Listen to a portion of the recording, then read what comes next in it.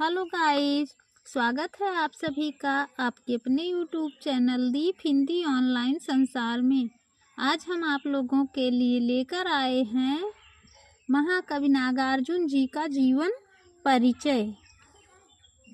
नागार्जुन के बहुत सारे नाम हैं, जैसे नागार्जुन, बाबा, यात्री, ढक्कन मिसिर, बैद्यनाथ मिसिर, ये सब इनके नाम हैं।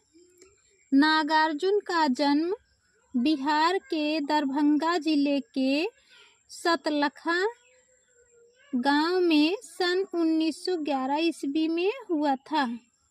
इनका मूल नाम बैद्यनाथ मिश्र था। आरंभिक शिक्षा संस्कृत पाठशाला में हुई। फिर अध्ययन के लिए वे बनारस और कोलकाता गए। 1936 में वे श्रीलंका गए और वहीं बौद्ध धर्म में दीक्षित हुए। 2 साल प्रवास के बाद 1938 में स्वदेश लौट आए। घुमक्कड़ी और अक्खड़ स्वभाव के धनी नागार्जुन ने अनेक बार संपूर्ण भारत की यात्रा की, इसीलिए इनका एक नाम यात्री भी है। कभी कभी पूछ लिया जाता है पेपर में कि यात्री किसका उपनाम है, तो नागार्जुन जी का। सन 1998 ईस्वी में इनका देहांत हो गया। नागार्जुन की प्रमुख काव्य कृतियां हैं युगधारा, सतरंगे पंखों वाली, हजार हजार बाहों वाली, तुमने कहा था, पुरानी जूतियों का कोरस, आखिर ऐसा क्या कह दिया, मैं मिलिट्री का बूढ़ा घोड़ा। नागार्जुन ने कविता के साथ साथ उपन्यास और अन्य गद्य विधाओं में भी लेखन किया। उनका संपूर्ण कृतित्व नागार्जुन रत्नावली के 7 खंडों में प्रकाशित है। पूछा जाता है कि उनका संपूर्ण कृतित्व किसमें प्रकाशित है, तो नागार्जुन रत्नावली में। ये पेपर की दृष्टि से अत्यंत महत्वपूर्ण है।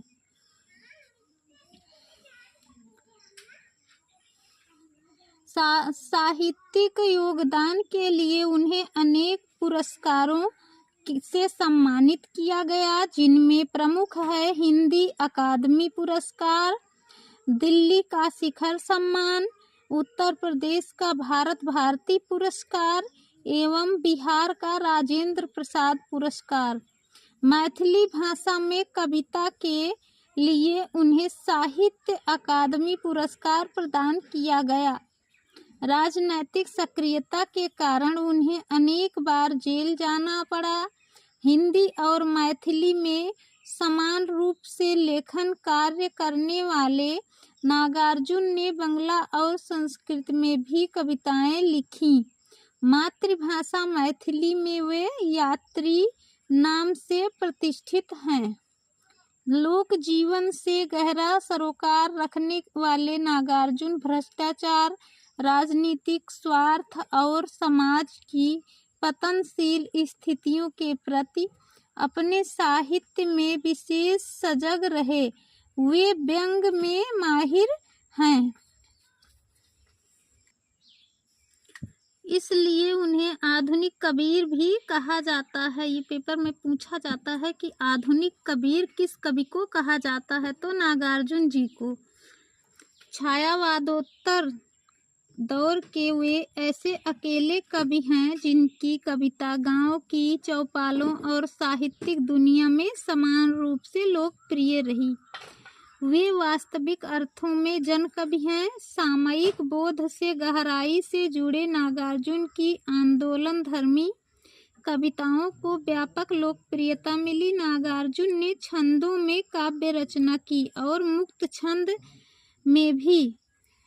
यह दंतुरित मुस्कान कविता में छोटे बच्चों की मनोहारी मुस्कान देखकर कवि के मन में जो भाव उमड़ते हैं, उन्हें कविता में अनेक बिंबों के माध्यम से प्रकट किया गया है। कवि का मानना है कि इस सुंदरता में ही जीवन का संदेश है। इस सुंदरता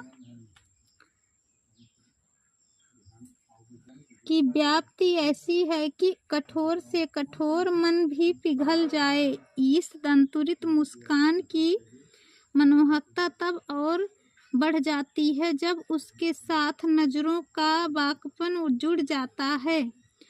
फसल शब्द सुनते ही खेतों में लहलहाती फसल आंखों के सामने आ जाती है, परंतु फसल है क्या और उसे पैदा करने में किन किन तत्वों का योगदान होता है, इसे बताया है नागार्जुन ने अपनी कविता फसल में। कविता यह भी रेखांकित करती है कि प्रकृति और मनुष्य के सहयोग से ही सृजन संभव है। बोलचाल की भाषा की गति और लय कविता को प्रभावशाली बनाती है। कहना ना होगा कि यह कविता हमें उपभोक्ता संस्कृति के दौर में कृषि संस्कृति के निकट ले आ जाती है।